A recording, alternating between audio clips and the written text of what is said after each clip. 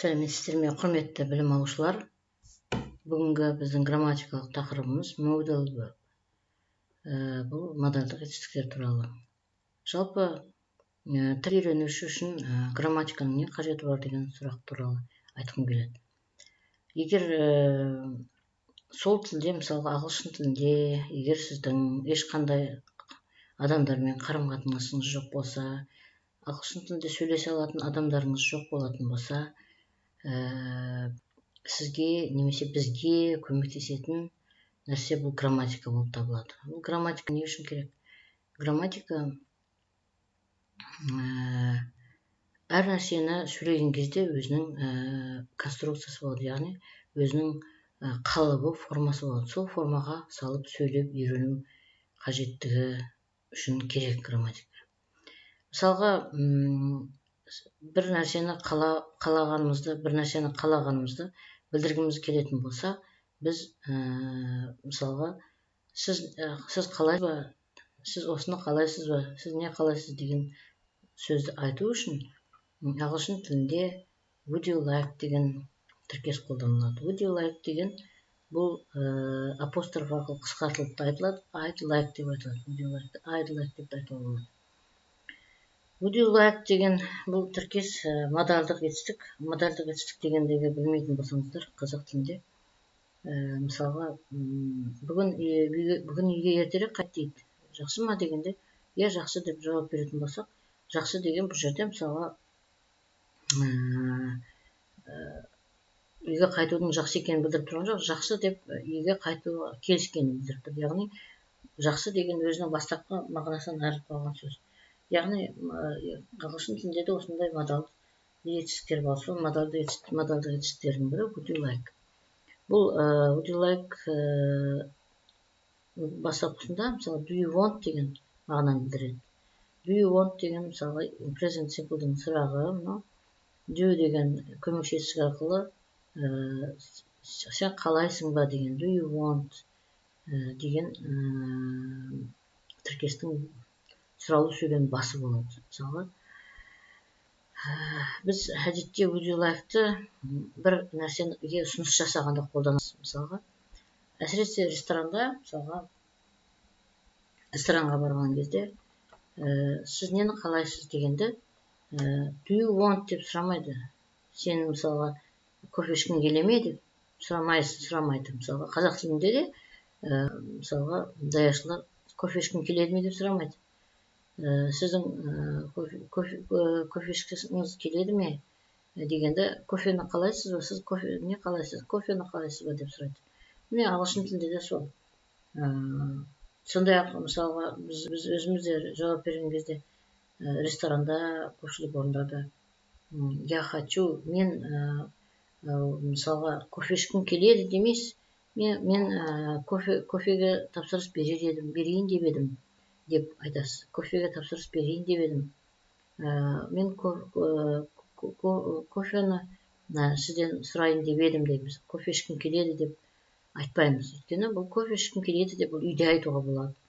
Ал көпшілік орында өзі сөйлеудің реті болады. Міне сол ресторанда, мысалға көпшілік орындарда тамаққа тапсырыс берген кезде бірінші даяшылар, мысалға would you like some coffee деп сұрайды. Соған ұсыныс жасайды. Сол кезде no, thank you деп мысалы жауап беріп отырып, мынау біздің мысалдарымыз Реймонд Мөрфидің 4-ші басылымындағы Essential Grammar in Use деген кітабынан алынған мысалдар мысалға. Сонда would you like a chocolate дейді. Сіз шоколад қалайсыз ба дейді. Шоколад yes please, иә шоколад, иә дейді. What would you like, tea or coffee? Сіз не қалайсыз, шай ме әлде кофе ме дейді. Tea please дейді. Міне осы жауапты айту үшін осындай сөздерді would you like деген сөзбенен қолданып айтады екенбіз көпшілік орындарды. Сондай-ақ would you like-тың біз сондай-ақ біреуді бір жерге шақырған кезде де қолданамыз. Would you like to go for a walk дейді. Сіз серуендеуге қалай қарайсыз дейді. Would you like to eat with us on Sunday? бізбен бірге жексенбі күні тамақтануға қалай қарайсыз деп сұрапты мына жерде. Yes, I'd love to дейді. Иә, мен қуана қабылдаймын дейді.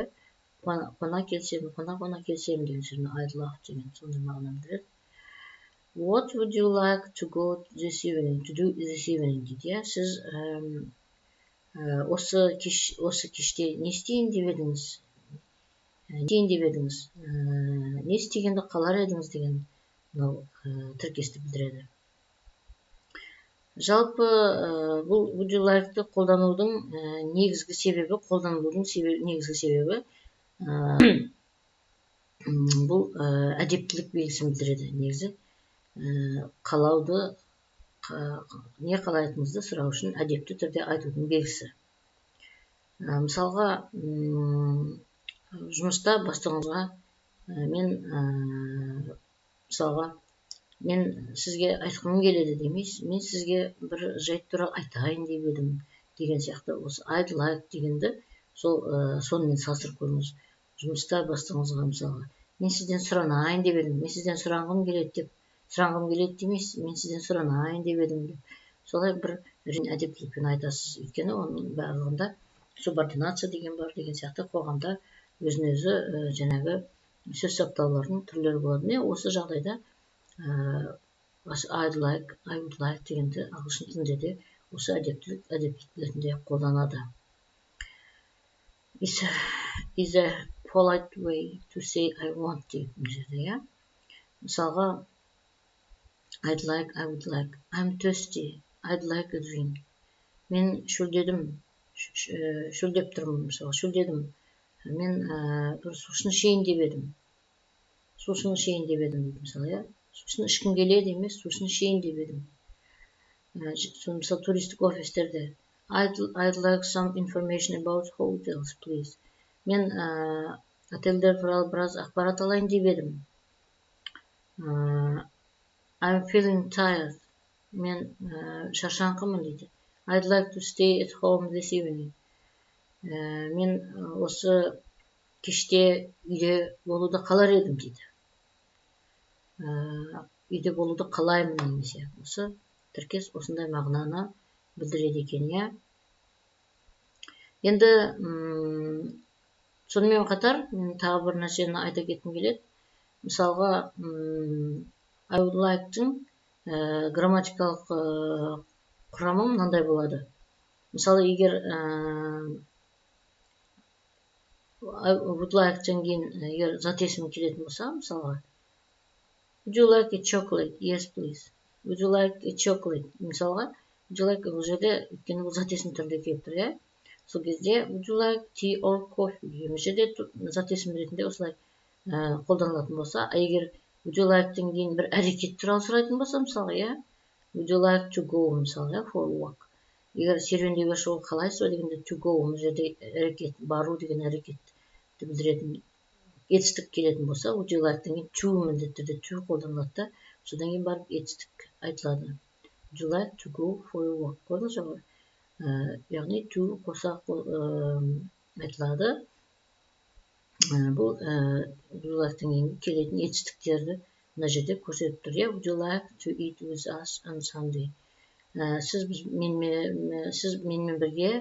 Бізбен бірге жексенбі күні тамақтануға қалай қарайсыз дегенді айту үшін to eat мына жерде етістікті әрекетті білдіретін етістік болатын. Етістік бұл әрекетті білдіріп тұр, сол себептен to қолданылып тұр. Мысалға, мына жерде do you want дегенде де do you want-тан кейін егер етістік келетін болса, do you want to дегенді қолданылады. I would like-тың да конструкциясы осылай болады. I'd love to деген мына жерде жауап беріп тұр. Мысалға, мына жексенбі күні тамақтан қалай қарайсыз дегенге. Мына жерде what would you like to do this evening дейді. Сіз осы кеште не істегенді қалайсыз дегенді де. Не істейін деп едіңіз дегенді айтуда да міне would you like to do не істейін дегенде алдында to кездесіп қолданылып тұр екен. Енді сондай-ақ мысалға тағы бір айта кететін нәрсе, would you like пен do you like деген екеуінің айырмашылығы қандай? would you like деген бұл жерде жаңа модалды етістік модалды етістік дегенде мысалы алғашқы мағынасын айырып қалған сөздер дегенде басында айтып кеттік қой. Сонда мына жерде would you like дегенде like деген мысалы ұнатамын деген мағынасынан айырылып қалған сөз. Бұл тек қана әдептілік белгісі ретінде қалауды білдіретін тіркес болып қалып отыр. Өйткені мысалы do you like мысалы бұл жерде like ешқандай модалды етістік емес, өз мағынасындағы етістік. Сіз ұнатасыз ба дегенді білдіріп тұр бұл жерде. Мына жерде would you like деген қалау, тілеу, тілекті білдіретін тіркес ретінде болса, бұл жерде ұнату. Мысалға, мына бір мысалды алайық. Would you like to go to the cinema tonight дейді. Сіз түнде кинотеатрға баруға қалай қарайсыз деп тұр, деген сұрақ. Do you want to go tonight дейді мысалы, соны әдепті түрде сұрап тұр, Yes, I'd love to дейді. Мен барғанға қуана келсем дейді, барар едім дейді, барамын деген жауапты осылай беріп отыр екен. Ал do you like going to the cinema дейді. Сіз киноға барғанды ұнатасыз ба деген екінші сөйлем. Бұл жерде like, do you like мысалы өз мағынасында тұр. Do you like өз мағынасында, яғни сіз жалпы киноға барғанды жақсы көресіз бе деп тұр. Дәл қазір сіз киноға барасыз ба деп сұрап тұрған жоқ. Сіз киноға барғанды жақсы көресіз бе деп тұр. Не? Мұның айырмашылығы осы екі сөйлемнің айырмашылығы осында. Мұнда киноға барасыз ба түнде деп сұрап тұрса, мұнда жалпы кинотеатрды жақсы көресіз бе деп сұрап тұр, кинотеатрға баруды жақсы көресіз бе деп тұр. Yes, I go to the cinema a lot дейді. Мен кинотеатрға көп барамын дейді, деп жауап беріп тұр. Мінекей бүгінгі біздің грамматикалық тақырыбымыз осындай. Тыңдағандарыңызға көп рахмет.